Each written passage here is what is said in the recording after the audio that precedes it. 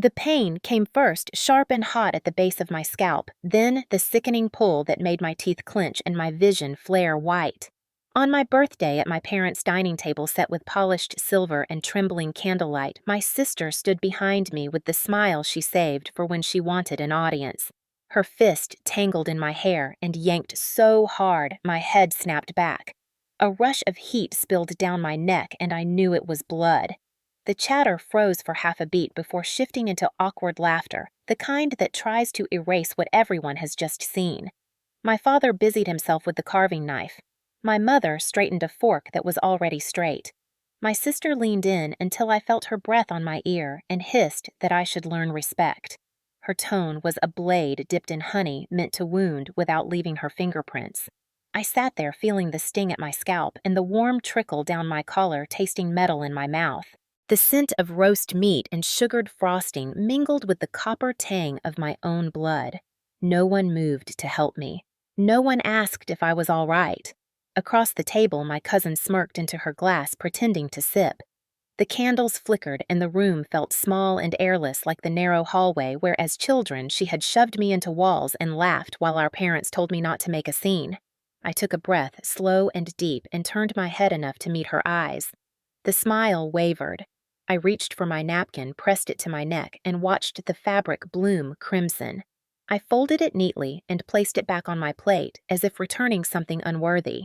The silence swelled until even the music from the stereo seemed to hesitate. I rose from my chair, the legs scraping the floor in a steady, grating protest. She let go, laughing a little too loudly, waiting for the others to join in, but they didn't. My gaze moved from her to each face at the table, lingering on the ones that looked away. My voice, when it came, was calm, deliberate, the voice I had learned to use when I wanted every word to land. I thanked my mother for the flowers. I told my father the wine was good. Then I told my sister that respect is a lesson with more than one pupil. The room stilled the kind of stillness that presses on your chest. I collected my purse from the sideboard, feeling the solid weight of what I had been carrying for years. At the doorway, I paused, letting my eyes take in the cake, the frozen smiles, the stain on the napkin like a seal on a contract I was done honoring. She thought she had drawn blood to remind me of my place. She didn't know she had just signed her own reckoning. I stepped into the cool night air and shut the door behind me, and the house for the first time seemed to shiver. My name is Caroline Hayes, and I am 37 years old. I live alone in a modest one-bedroom apartment above the library in our small town in Pennsylvania, where I work as an assistant archivist. My days are filled with the soft rustle of paper, the smell of aged leather bindings, and the quiet satisfaction of preserving history that others might forget. It is a life I built carefully for myself, steady and unremarkable to anyone who measures worth in noise and display. To my family, that has always been my sin. In their eyes, I am the quiet one, the one without a husband or children, the one who stayed close to home while my older sister Claire shone brightly and took up all the space in the room. My parents adore her in a way that is public and unquestioned. She is the golden child, the one they introduce proudly at church events and town gatherings, talking about her boutique and her stylish home, as if these things were proof of her superiority. They speak of me as reliable, helpful, dependable words that sound like praise until you realize they are just polite ways of saying invisible. Our town is the kind where everyone knows everyone's business and where reputation is treated like currency. My family guards theirs, fiercely smoothing over any ugliness to keep the picture-perfect image intact. That has meant covering for Claire's outbursts, her reckless spending her temper that can turn on a dime. From the outside, we are the picture of a respectable family. But inside the walls of my parents' house, the rules have always been different. Claire's moods dictate the atmosphere. My father speaks with the authority of a man used to being obeyed. My mother flutters between them, pretending to mediate, but always keeping the peace in ways that mean I am the one who bends. I learned early that speaking up led to consequences.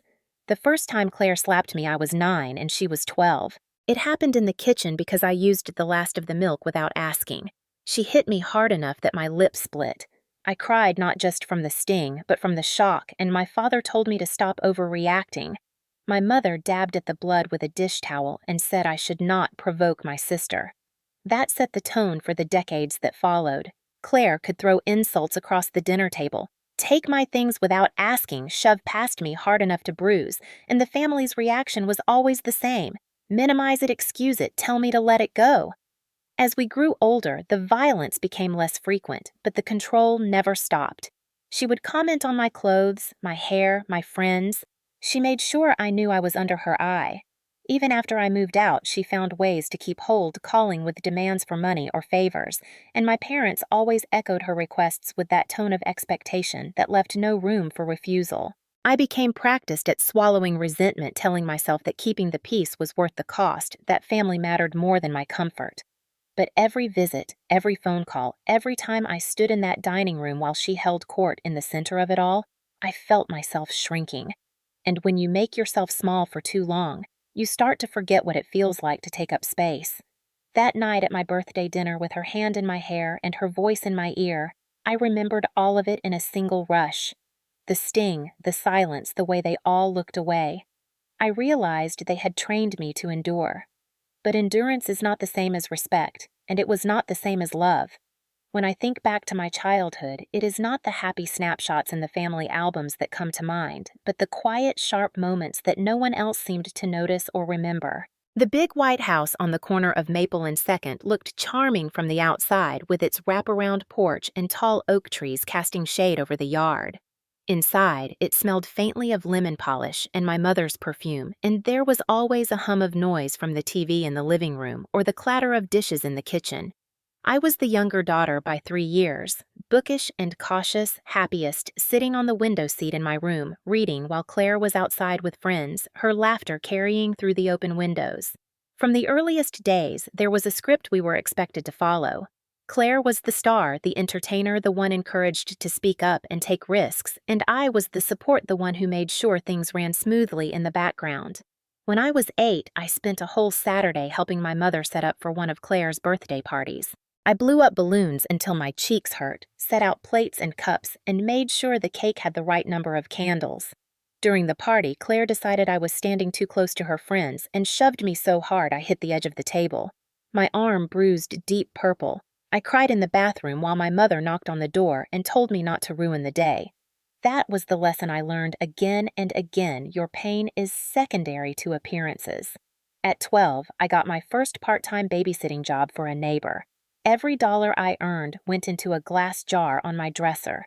I was saving for a used bike I had seen at the thrift store, a pale blue one with a basket. One afternoon, just a week before I had enough, the jar disappeared. My father told me he had borrowed the money for Claire's cheerleading trip to regionals and would pay me back. He never did. At 14, I got a job shelving books at the local library after school. I loved the quiet aisles and the musty scent of old paper. That winter, my father's contracting business hit a rough patch, and my mother mentioned they were short on the mortgage. I overheard them late at night in the kitchen, her voice low and worried. The next day, I withdrew the $600 I had saved for a summer art camp and left the envelope on their bed. My mother hugged me and told me I was a good girl. The camp never happened. Claire got a new stereo for her room that spring. By the time I graduated high school, I had a pattern of giving things up without being asked twice. Claire wanted to study fashion design in New York, and my parents scrambled to make it happen. I had been accepted to a university out of state, but when Claire's rent and tuition came due, I was told there was only enough money for one of us to go.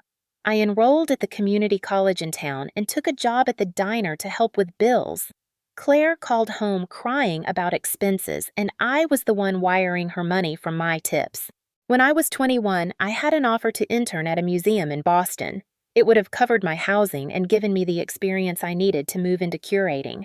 2 days before I was supposed to leave, Claire showed up at my apartment in tears, saying her boutique was in trouble and she needed a cosigner for a loan.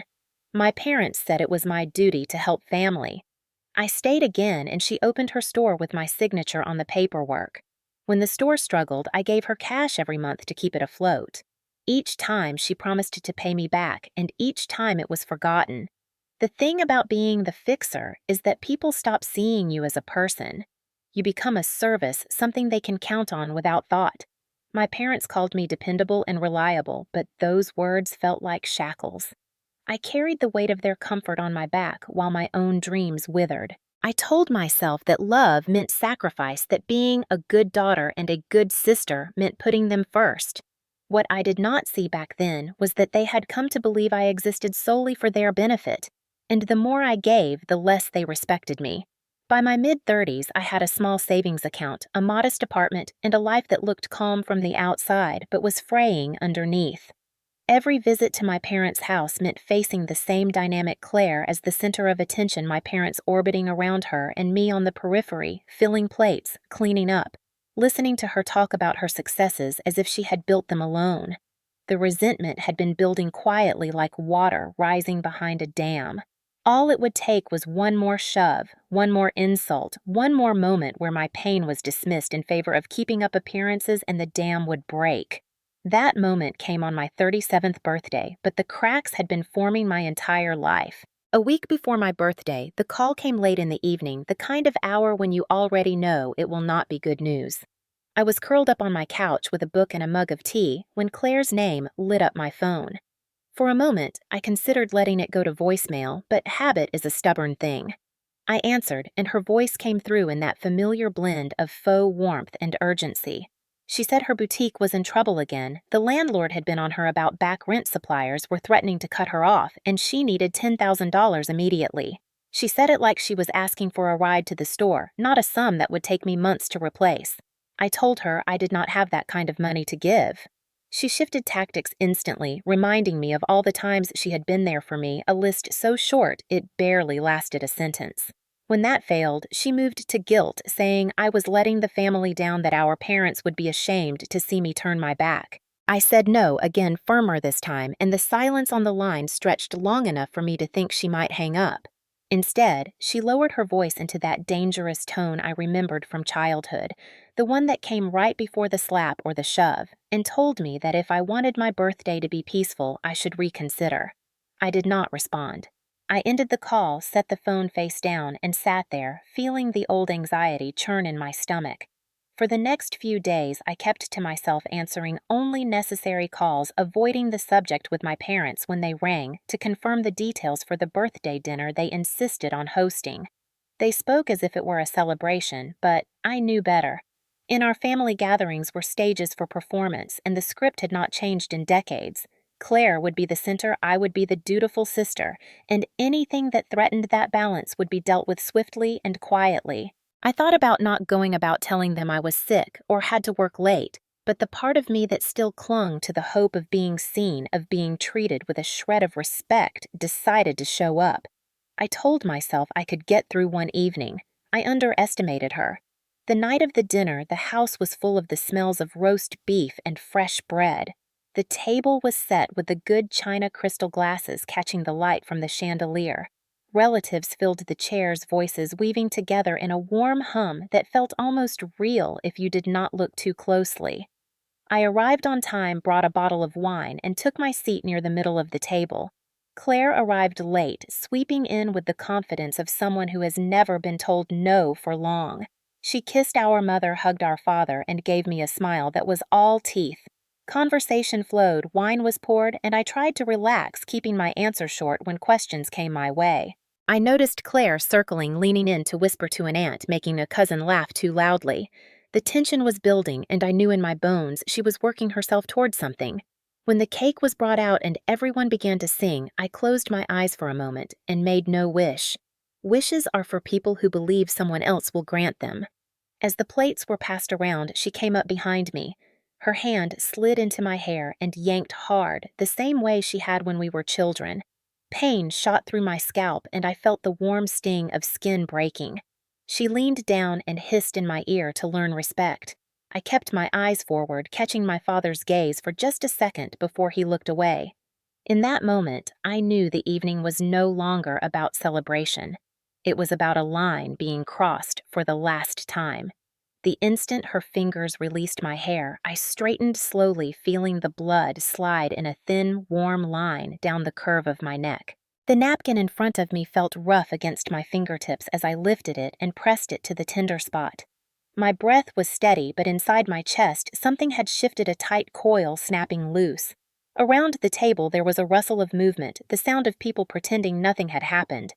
My mother busied herself cutting the cake into perfect slices. My father topped off someone's wine glass with exaggerated focus. A cousin cleared his throat and asked about the weather. It was the same choreography I had seen my entire life whenever Claire lashed out the family closing ranks, preserving the picture no matter what had to be erased. I sat there letting the silence thicken around me, counting my heartbeats, feeling the weight of years press forward in my mind like a tide. I remembered the hallway where she had pushed me into the wall at 12, the bathroom where I had hidden at her birthday party, the envelope of savings that had disappeared from my drawer. It was all here with me now, condensed into this moment.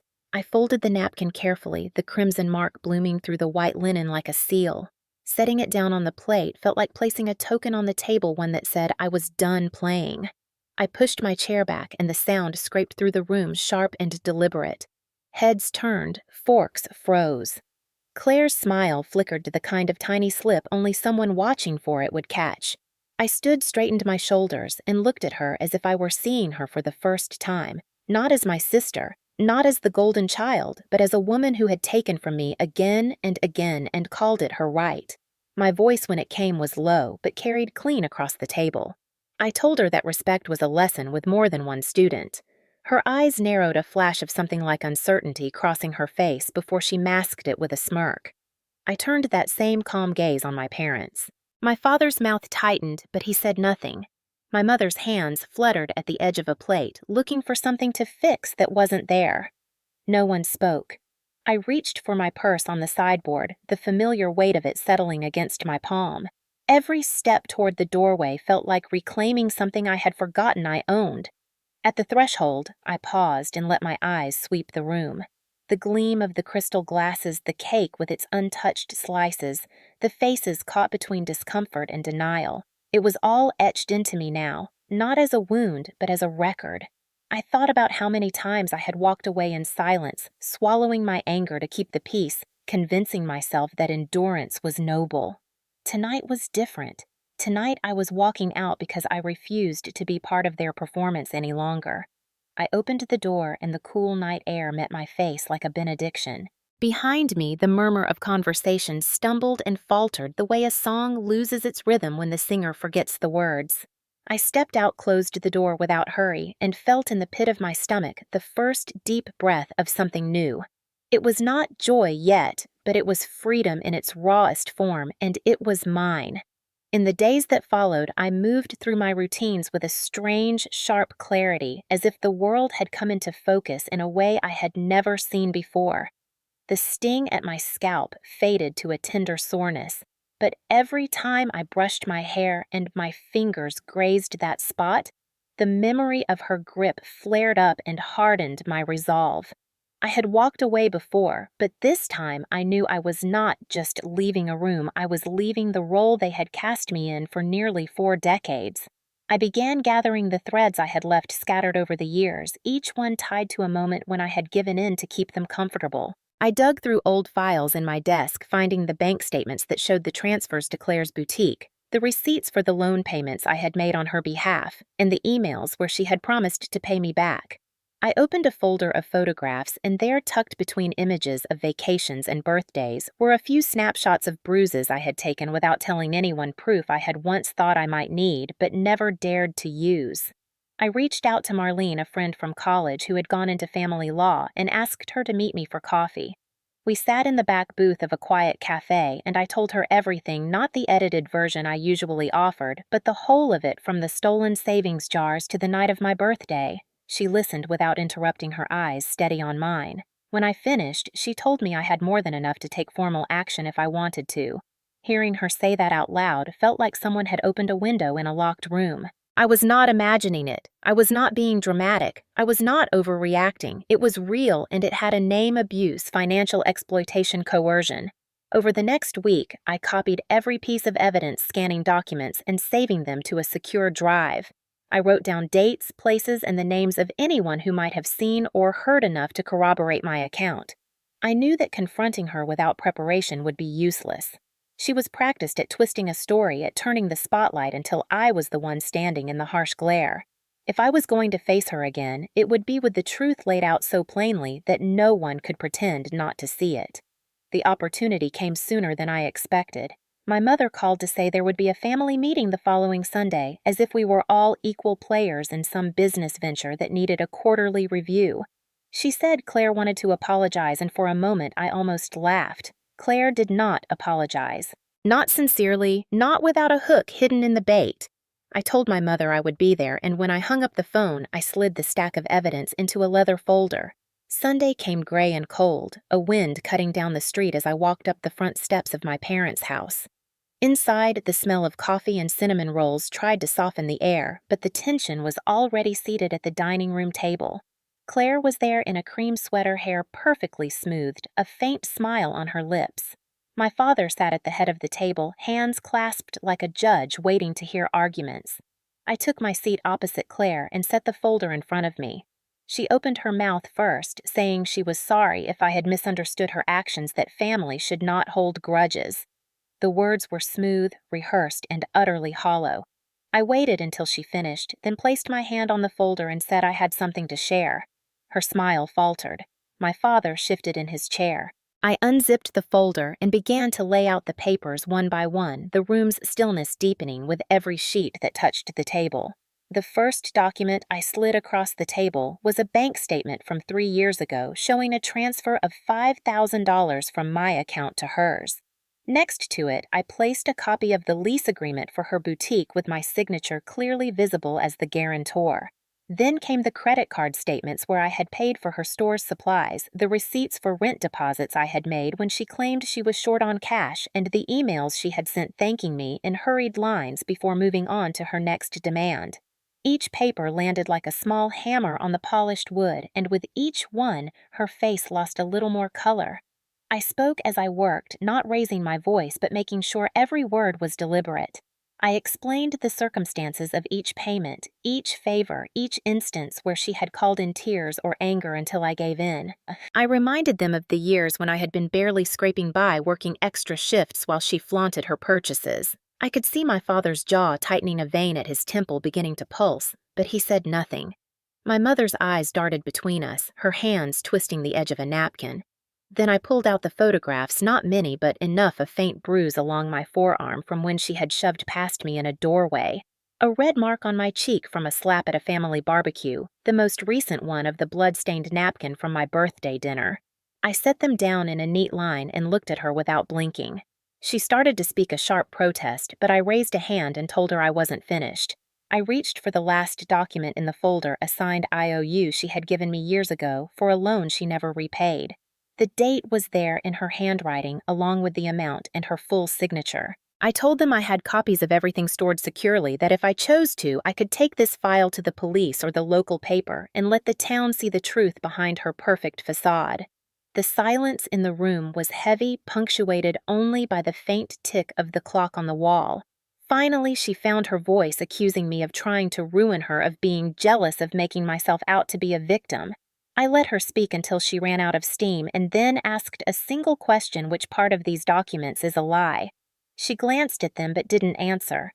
My father finally spoke, his voice low and hard, saying this was family business and did not belong in public.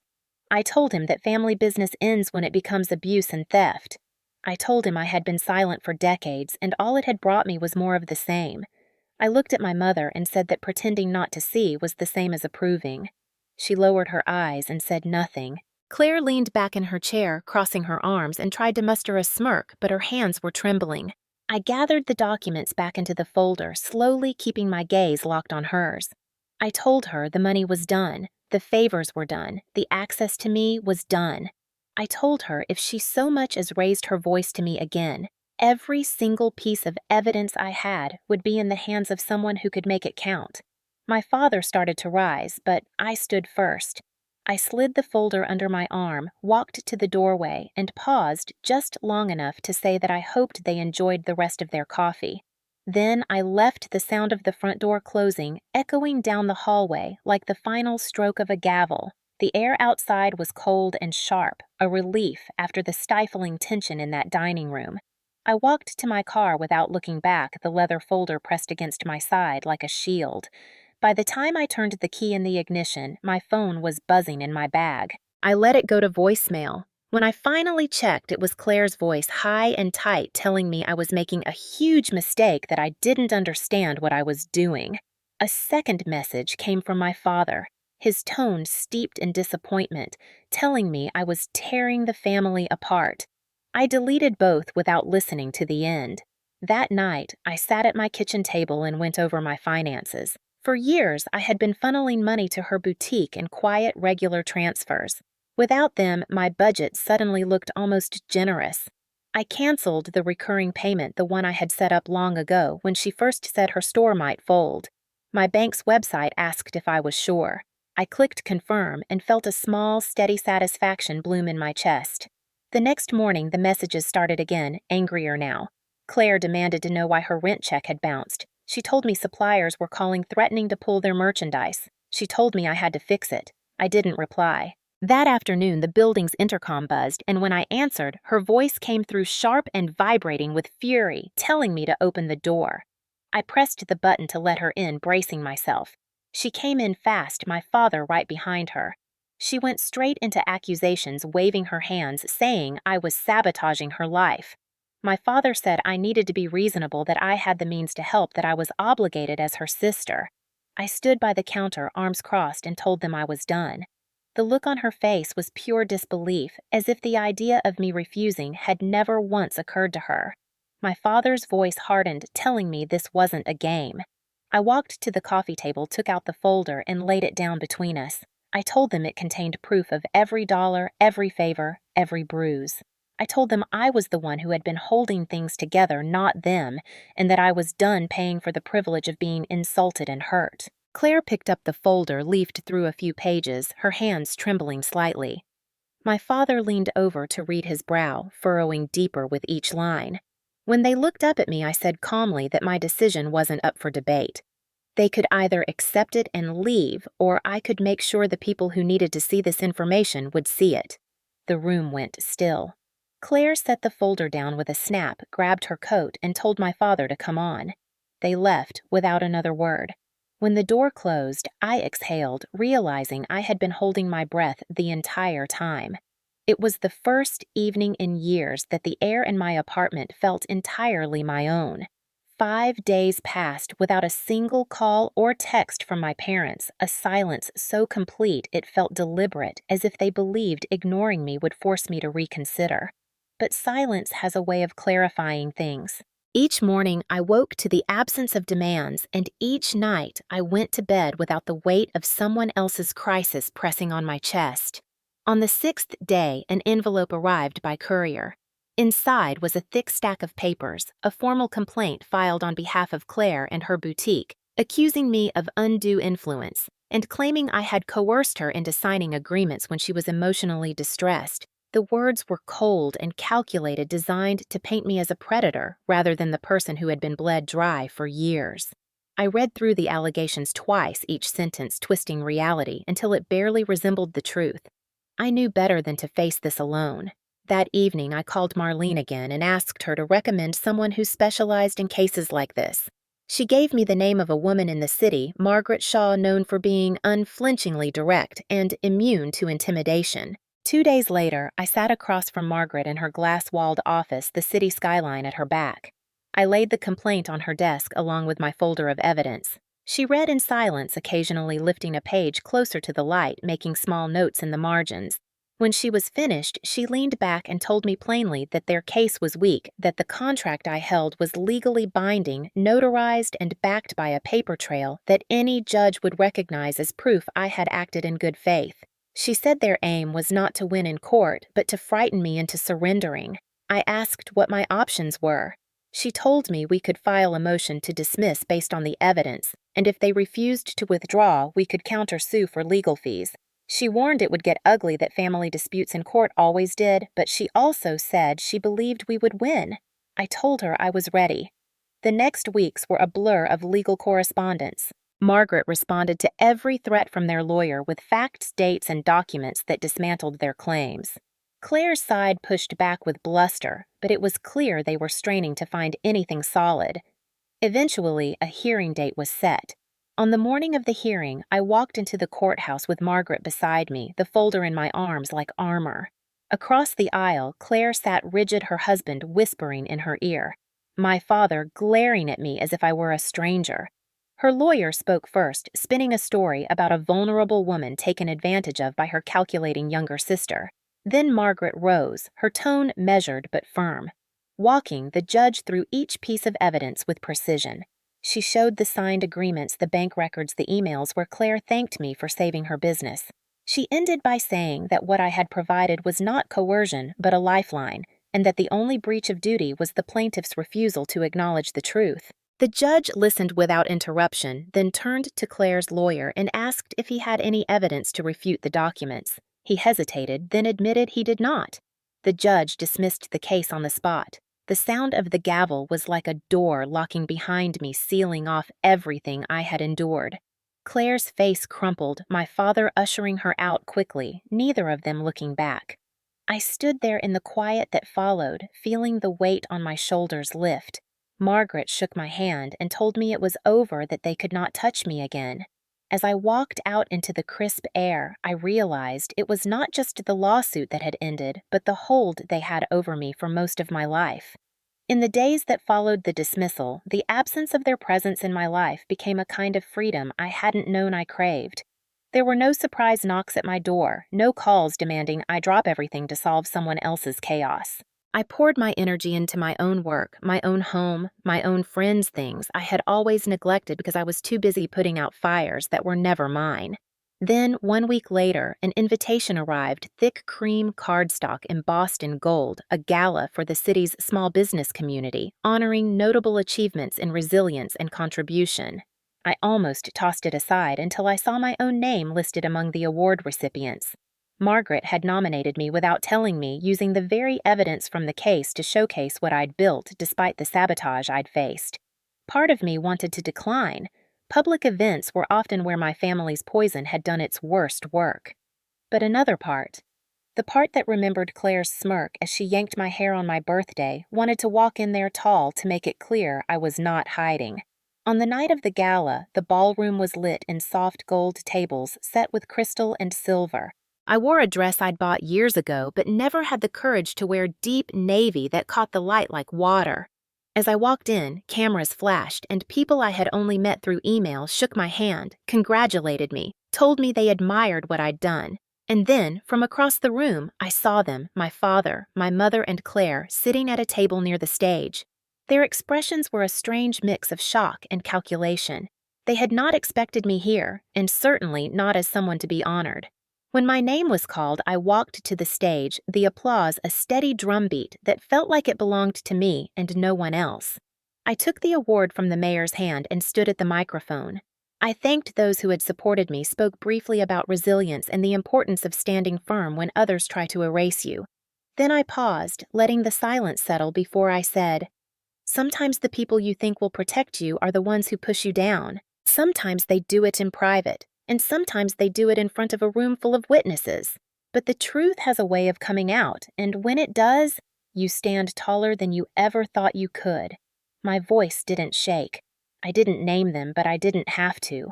I saw Claire's jaw tighten, my father's knuckles whitening against the tablecloth. When I stepped down from the stage, strangers approached to shake my hand to tell me their own stories of betrayal and survival. It was as though speaking my truth had opened a door for others to step through. By the end of the evening, I left with the award in one hand and a business card from a national distributor in the other, an offer to expand my work far beyond anything I'd imagined. Outside, under the cool night sky, I felt the kind of peace that comes not from revenge, but from reclaiming what was stolen: my voice, my pride, my life. And though I knew they would talk twist and rewrite the night's events to suit themselves, I also knew one unshakable fact: they had watched me rise, and there was nothing they could do to pull me back down.